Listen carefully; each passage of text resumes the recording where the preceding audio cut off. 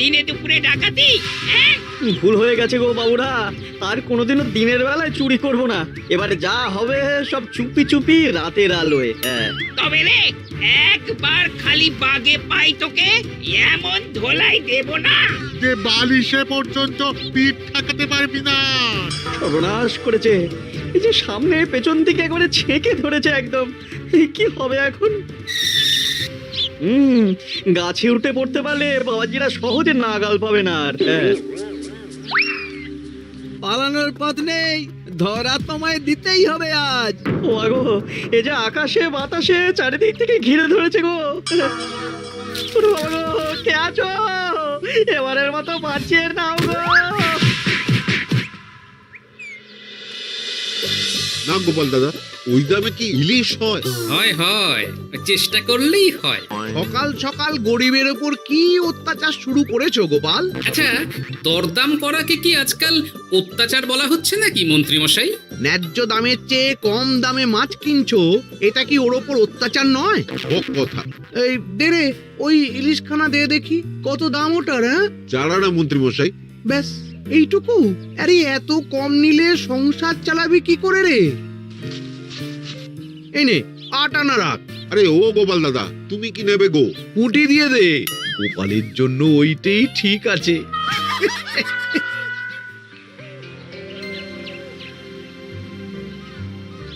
বাজার তো নয় যেন আগুন। দাও একটু জল দাও দেখি, খেয়ে প্রাণটা জুড়াই। পুঁটি মাছ কিনতেই এই অবস্থা, ইলিশ মাছ কিনতে বললে তবে কি করবে গো? হ্যাঁ? ইলিশ? ওমা গো, ইলিশের কথা শুনেই যে বিষম খেলে গো। এই জল খাও, জল খাও, জল খাও।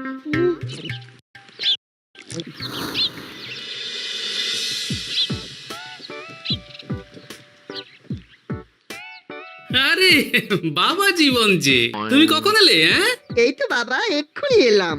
ওমা, এই বাবা জীবন যে, আর মিনুমা কোথায়? তাকে দেখছি না কেন? মিনু মিনু তো আসেনি আমার সঙ্গে, আমি একাই এসেছি। সে কি কথা? তাকে ওখানে ফেলে একা চলে এলে তুমি? সে তো আমায় ঝগড়া করে বাড়ি থেকে বার করে দিলে। হ্যাঁ, আমার তো আর যাওয়ার জায়গা নেই, তাই ভাবলাম যতদিন আপনাদের মেয়ের মেজাজ ঠিক হচ্ছে ততদিন আমি এখানেই বেশ করেছো বাবা, বেশ করেছো। এ তো তোমারই বাড়ি গো, তোমার যখন ইচ্ছা হয় তখন আসবে। হ্যাঁ, কিন্তু মিনুমা তো এমন করে না কখনো। সেটাই তো আমিও ভাবছি, কি যে হলো হঠাৎ করে। একসাথে থাকলে অমন একটু আধটু হয়। তুমি কিছু চিন্তা করো না বাবা, সব ঠিক হয়ে যাবে। হ্যাঁ, আহা, তুমি এখানে দাঁড়িয়ে থাকলে কেন? যাও বাজার করে নিয়ে এসো। জামাই আমাদের কতদিন পরে এলো। হ্যাঁ, চেহারাটাও কেমন শুকনো লাগছে গো। আহা হা হা হা, রাতে কি খাবে বাবা? লম্বা চালের ভাত দিয়ে একটু পাঁঠার মাংস করে দি। হ্যাঁ, ওই শুরু হয়ে গেল তো। সে তুমি যতই বিষম খাও না কেন, জামাই আমাদের পাঁঠার মাংস খাবেই খাবে, আমি বলে দিলাম। হ্যাঁ,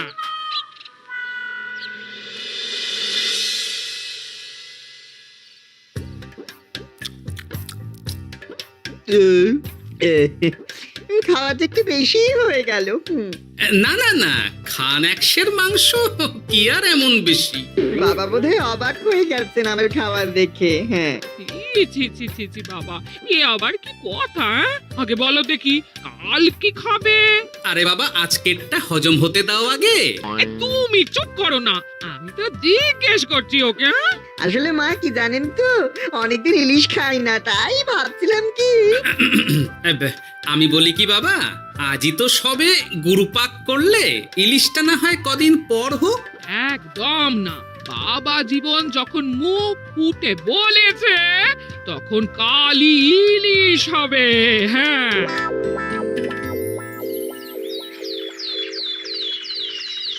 গেছে যখন যাক, বেশি ভেবে আর কি হবে। তার চেয়ে বরং গিন্নি যদি একটু তেল ঝাল দিয়ে কষিয়ে রান্না করে, অনেকদিন পর জমিয়ে ইলিশ খাওয়া যাবে। কি এত একা একা ভাবেন বলুন তো বাবা শ্বশুর? ও বাবা, তুমি আবার উদয় হলে কোত্থেকে? শ্বশুর বাড়ি এসেছি বলে কি খালি হাতে বসে থাকবো নাকি? এই একটু বাজার করে নিয়ে এলাম তাই। বাহ বাহ বাহ বাহ বাহ বাহ, বাহ। কি বাজার করলে শুনি? তেমন কিছু না, ওই একটু চুনো মাছ আর কুমড়ো শাক।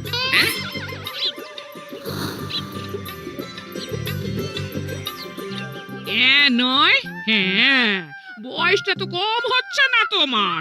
কাল মাংস, আজ ইলিশ, হজম হবে তোমার? হ্যাঁ, কাল মাংস মানে? আমায় তো শুধু ঝোল আলু দিলে তুমি, বাকি সবই ওই। আর চুপ, গোলের সাথে তো কিছুটা মাংস গলে মিশেছে নাকি? সেটা কোথায় যাবে? হ্যাঁ, তা বলে এই চুনো মাছ আর কুমড়ো শাকের ঘ্যাঁট? জানেন তো মা, ইলিশ ভাজার চেয়ে আমার ইলিশ ভাপাটাই বেশি ভালো লাগে। হ্যাঁ, এই নাও নাও নাও, আরো দুটো ইলিশ ভাপা নাও। এই না না, আমি আর পারবো না। পারবে পারবে, সব পারবে। সবে তো 6খানা হয়েছে, আর না নিলে হয় কি করে বলো? হতভাগা, গোটা ইলিশটা সাবড়ে দিল। পারলে বেটা আমাকেও সাবড়ে দেবে কোনোদিন। কি হলো বাবা, আপনিও একটা খাবেন নাকি? না না বাবা, তুমিই খাও, আমার জন্য চুনোই ঠিক আছে। মা, ইলিশ ভাজা আছে নাকি? আসলে ভাজাটা এমন করা হয়েছে না যে আহা, নাও না বাবা, নাও। লজ্জার কি? তোমার জন্যই তো করা এত সব। হ্যাঁ,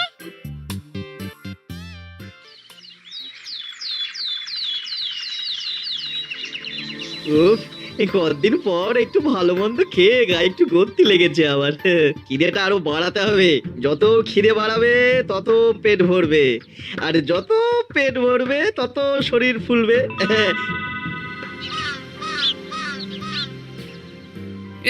চাপে চাপে মুখটা কেমন চুপসে গেছে কদিনেই।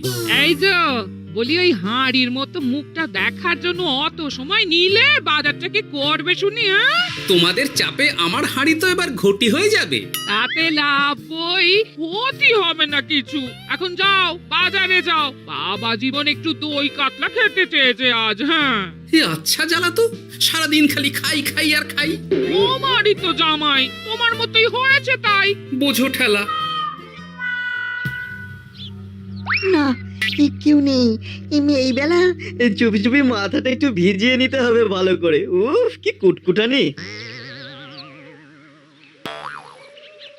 রে বাপরে বাপ, গোপালের জামাইয়ের একই কীর্তি।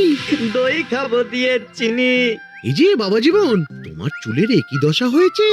হ্যাঁ, এই মাটি করেছে রে। মাটির আর কি দেখলে বাবা জীবন?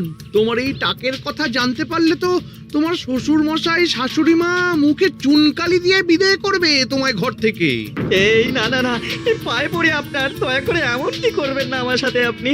ও বাবা, গলার স্বরও বদলে গেছে দেখছি। ইস, ঘেটে গেল সব। এখন ঘাটেনি, তবে সত্যি কথাটা না বললে আমি ঘাটিয়ে দেব সব। বলবো বলবো, সব সত্যি কথা বলবো, আমি সব সত্যি কথা বলবো। তবে দয়া করে আপনি কাউকে কিছু জানাবেন না। বলো তাহলে। আসলে আমার যমজ ভাই গোপালের জামাই, হ্যাঁ, আমার ভাইয়ের গলা একটু পাতলা, তাই ভাইয়ের শ্বশুরকে ঠকানোর জন্য আমিও ওরকম ভাবে কথা বলছি, আর ভাই শ্বশুর বাড়িতে গ্যাট হয়ে বসেছি।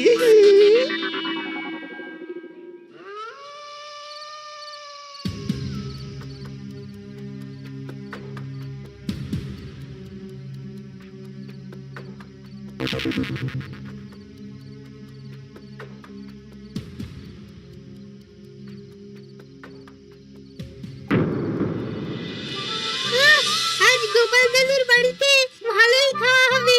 হ্যাঁ, হঠাৎ নিমন্ত্রণ পেলে ভালো তো লাগবেই। আরে ওই দেখ, এই সময় মন্ত্রী মশাই কার সাথে কথা বলছেন বলতো? একবার যদি বুঝিয়ে সুঝিয়ে ওর ওই জমিখানা আর যা কিছু সম্পত্তি আছে এসব হাসিল করে নিতে পারিস, তাহলেই ব্যাস। আরে এ তো আমাদের জামাই বাবু। এ যদি সত্যি সম্ভব হয় মন্ত্রী মশাই, তাহলে অর্ধেক সম্পত্তি আমি আপনার পায়ের প্রণামী দেবো, কথা দিচ্ছি। গোপাল বাবা, এবার তোমার কি দশা হয় খালি দেখো। এই কথাগুলো গোপাল দাদুকে এক্ষুনি বলতে হবে। চল। এই কে কে কে ওখানে? কে? শিয়াল হবে হয়তো। শেয়াল? তুমি দেখলে শেয়াল ছিল? শিয়াল ছাড়া আর কি বা হবে? ও এই ব্যাপার, তাহলে তো একটু সাবধান থাকতে হয়।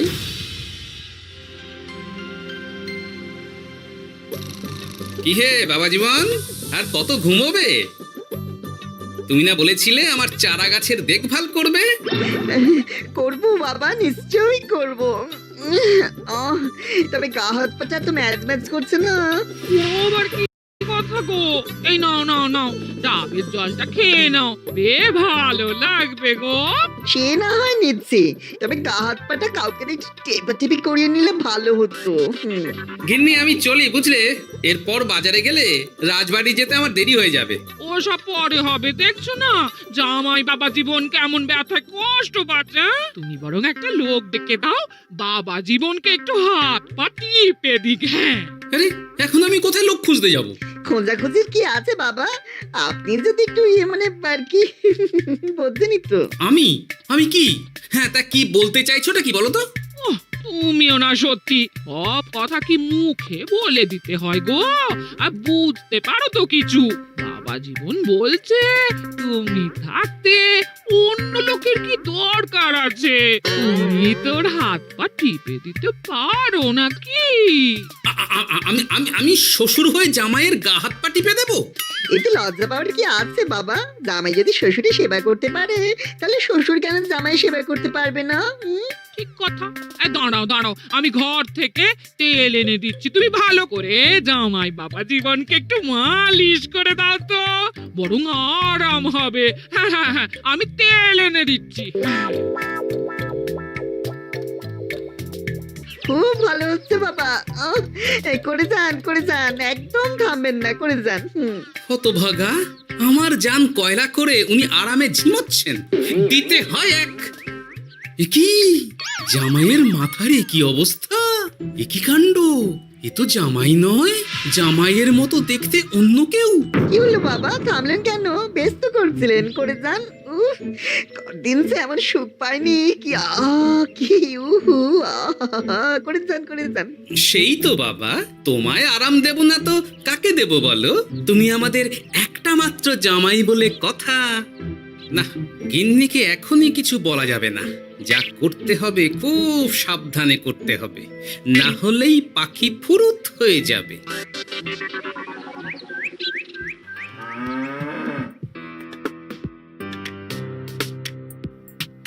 ইকি বাবা, তুমি এত সকালে? কিছু হয়েছে নাকি? এই তো জামাই, আমি বুঝতেই পেরেছি ওদিকে কোনো একটা ঘোট আছে। শোনো, তোমাকে এখন আমার সাথে কৃষ্ণনগর যেতে হবে, তবে ওখানে গিয়েও কিছুক্ষণ গা ঢাকা দিয়েই থাকতে হবে, সঠিক সময়ে বেরিয়ে আসবে।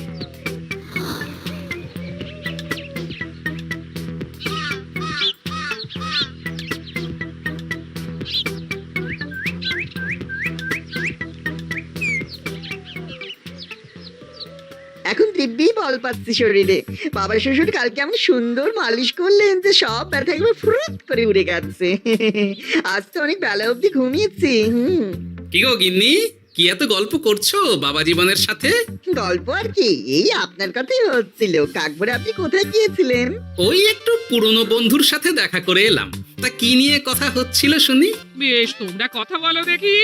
এখন আমি যাই, অনেক কাজ পড়ে আছে যে ঘরে। আসলে আমি ভাবছিলাম কি বাবা, আপনার তো বয়স হচ্ছে, তাই আপনি যদি এই সম্পত্তির ভাগটা আমায় দিয়ে দিতেন তাহলে আর কি, মানে বোঝেন তো সব। ও বাবা, ওই দিকেও নজর পড়েছে দেখছি। কি হলো বাবা, কি ভাবছেন? না না, বলো বলো, তোমার কথাই শুনছি আমি। হ্যাঁ, ওই আর কি, আপনি সম্পত্তি আমায় লিখে দিন, তাহলে আপনার কাঁধের ভারটা একটু কমবে। হ্যাঁ, কাঁধের ভার কমবে না আমার কাঁধে চড়ে খাওয়া আরো সহজ হবে? বাবা, আপনি কি বলছেন? আপনি যেমন আছেন থাকবেন, শুধু আপনি না থাকলে তো এত বড় সম্পত্তি আমাকেই রক্ষা করতে হবে। তাই আগে থেকেই সবকিছু বুঝে নেওয়া ভালো, তাই না? তাই আপনি যদি ঠিক কথা, একদম উচিত কথা বলেছো তুমি বাবা জীবন। আমি আজই এক্ষুনি আমার স্থাবর অস্থাবর সব কিছুর মালিকানা দিয়ে দেব তোমাকে, তারপরেই আমার ছুটি, আমি মুক্ত। সত্যি বলছেন বাবা? আপনি আজই আমাকে লিখে দেবেন সব? উফ, কি আনন্দ! মিছে কথা কেন বলবো বাবা? তুমি তো আমার নকল জামাই নও, তুমি হচ্ছে কি আমার 7টা নয় 5টা নয় একটা মাত্র আসল জামাই। কি হলো বাবা, নকল জামাইয়ের কথা শুনে বিষম খেলে নাকি? না না না বাবা, আমি একদম ঠিক আছি। হ্যাঁ হ্যাঁ, ঠিক তো তোমাকে থাকতেই হবে। দাঁড়াও, আমি তাহলে রাজবাড়িতে গিয়ে আমার জমির দলিলটা তোমার নামে লিখিয়ে আসি, বিকেলের মধ্যেই সব কাজ হয়ে যাবে। নিজের বাড়িতে থাকতে রাজবাড়িতে দলিল লিখেছেন কেন? আমার কাঁচা বাড়ি, ইঁদুর পোকামাকড়ের উৎপাত। যাই হোক, আমি এলাম। হ্যাঁ, ভূপাল রে ভূপাল, এবার খুলে যাবে তোর কপাল। হ্যাঁ, শোনো জামাই, তোমাকে কিছু কাজ করতে হবে। কি কাজ? চলো, যেতে যেতে বলছি। সবার আগে এক মুহুরির কাছে যাব, কিছু নকল কাগজপত্র বানাবো, আর তারপর তুমি সেই কাগজ নিয়ে যাবে মন্ত্রীর বাড়ি। কিন্তু কেন? কারণ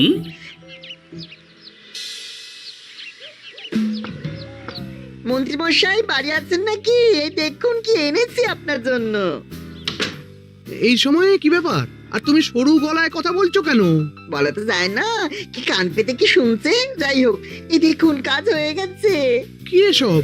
বাবা শ্বশুরের সম্পত্তির কাগজ।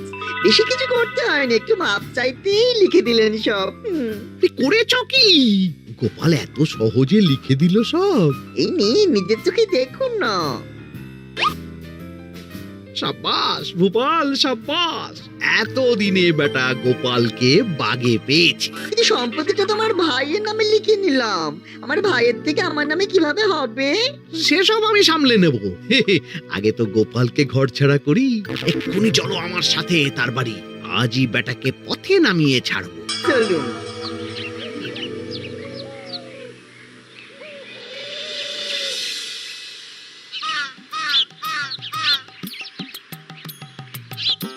কি হলো বাবা শ্বশুর, গেলেন কই? এই তো বাবা, চলে এসেছি। আমার নামে দানপত্র? সব প্রস্তুত, এক্ষুনি চলে আসবে।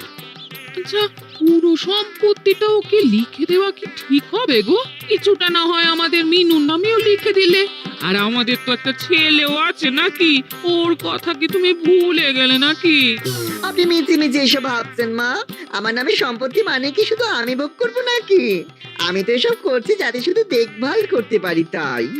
তবে মিছি মিছি চিন্তা করো না গিন্নি, জামাই আমাদের বুঝদার ছেলে, একা হাতে সব বুঝে নেবে। তুমি যখন বলছো তবে তাই হোক। এত কিছু করলাম, এই আনন্দে তুমি তোমার শাশুড়ি মাকে একটা প্রণাম করে নাও দেখি। নিশ্চয় নিশ্চয়, সে তো করতেই হবে।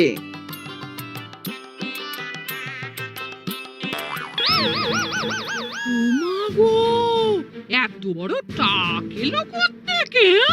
এই, আপনি কি করলেন বাবা শ্বশুর? চুপ! এই তো সঠিক সময়ে মন্ত্রী মশাই এসে গেছেন দেখছি। আসতে তো হতোই গোপাল, সম্পত্তি লিখে দিয়ে তুমি এখন বাড়ি ছাড়তে চাইছো না, তা তো হবে না। তোমার জামাই আমার কাছে নালিশ করেছে। আমি আসল মন্ত্রী মশাই, ওই দেখুন আপনার পেয়ারের নকল জামাই। হ্যাঁ, এই ছেড়েছে আসল নকল একসাথে। ভাই তুই? অবাক হলে বাবা জীবন? এ কি, এটা আমাদের জামাই হলে ওটাকে? আমি আপনাদের আসল জামাই শাশুড়ি মা। ও আমার যমজ ভাই ভূপাল। চুরি করার অপরাধে বছর 10 আগে আমাদের গা থেকে তাড়িয়ে দিয়েছিল ওকে। লজ্জাতেই সে কথা আমি বিয়ের সময় জানাতে পারিনি আপনাদের। আমি আজ ভোরেই মিনুর বাড়ি গিয়ে জানতে পেরেছি সব। তার আগেই যদিও এই বেটাকে আমি ধরে ফেলেছিলাম, কিন্তু হাতে নাতে প্রমাণ না পেলে তো তুমি বিশ্বাস করবে না আমার কথা, তাই এত সব কাণ্ড। দাদা কদিন আগে বাড়ি ফিরে আমার ভাইকে সম্পত্তি দাবি করছিল। সেই নিয়ে আমাদের মধ্যে গোলমাল হয় তো। আর তখনই বেটা নকল জামাই সেজে হাজির হয় আমাদের এখানে, সাথে জোটে মন্ত্রী মশাই। কি বলছো? কি এসব? আমি তো কিছুই বুঝতে পারছি না। না বোঝার তো কিছু নেই মন্ত্রী মশাই, নকল জামাইকে দিয়ে আসল দলিল হাতিয়ে নেওয়াও তো আপনারই পরিকল্পনা ছিল। এখন ধরা পড়ে গেছেন বলে বুঝতে কষ্ট হচ্ছে বুঝি? মুখ সামলে কথা বলো গোপাল। তোমার কাছে কি প্রমাণ আছে যে আমি ওকে সম্পত্তির দলিল নিতে পাঠিয়েছিলাম? প্রমাণ আমরাই সেদিন ঝোপের আড়াল থেকে দেখেছিলাম সব। তুমি কাকুটাকে বলছো গোপাল দাদুর সম্পত্তি হাসিল করে নিতে, আর ওই কাকুটাও বলেছিল সম্পত্তি পেলে তার অর্ধেক ভাগ তোমাকে দেবে। ভুল হয়ে গেছে গোপাল, তুমি আমায় ক্ষমা করে দাও গোপাল। এসব কথা মহারাজের কানে উঠলে রক্ষে থাকবে না আর আমার। ভুল যখন করেছেন তখন সাজা তো আপনাকে পেতেই হবে। এরকম করে না গোপাল, লক্ষ্মী গোপাল, সোনা গোপাল আমার। আমি আমি আমি তোমায় পদ্মার ইলিশ মাছ খাওয়াবো। হ্যাঁ, দয়া করে তুমি মহারাজকে কিছু বলো না। পদ্মার ইলিশ? মলদ, নকল জামাইকে খাইয়েই তো শেষ হয়ে গেছে সব। বলি আসল জামাইকে কি খাওয়াবে ভেবে দেখেছ? পদ্মার ইলিশ এলে সেই ইলিশ খাবে আমাদের আসল জামাই। কি বলো নেপাল বাবা জীবন? যেমন আপনাদের ইচ্ছে মা। না, নেপাল ভূপালের জ্বালায় ওই চুনোই লেখা আছে আমার কপালে। হাসির রাজা, জ্ঞানের রাজা, রসিক রাজা।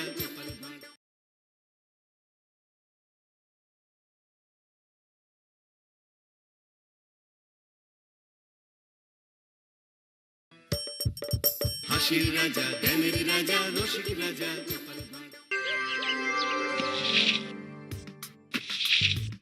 যেদিকে তাকাচ্ছি সেদিকটাই পুরো শ্মশান। তাহলে গিন্নি তুমি বলতে চাইছো যে আমি ইহলোকের মায়া ত্যাগ করলে আমার পারলৌকিক কাজ এই ঘরেই হয়ে যাবে? বাহ, কি মজা! মরার পরেও খরচা বাঁচিয়ে দিলাম। একদম বাজে কথা বলবে না। সারাদিন তুমি এদিক ওদিক চরকির মতন ঘুরতে থাকো। না আছে সংসারের কোনো দায়, না আছে দায়িত্ব। অনেক সয়েছি আর নয়, আসল ঘাট সাজি করে এখন আমার কাছে ন্যাকা সাহায্য। ও বাবা, আমি আবার কখন ন্যাকা সাজলাম? আমার বাবা স্পষ্ট কথা, আর স্পষ্ট কথায় কোনো কষ্ট নেই। কষ্ট তো আমার গো, সংসার সামলাতে হচ্ছে কিন্তু কোনো অর্থের জোগান নেই, শুধু অভাব আর অভাব। একটা কথা মনে রাখবে গিন্নি, অর্থই অনর্থের প্রধান কারণ, তাই ওই সব থেকে দূরে থাকাই উচিত। আমি আর তোমার এসব কথায় বলবো না। হ্যাঁ, তোমার যদি সংসারে বিন্দু মাত্র গাফি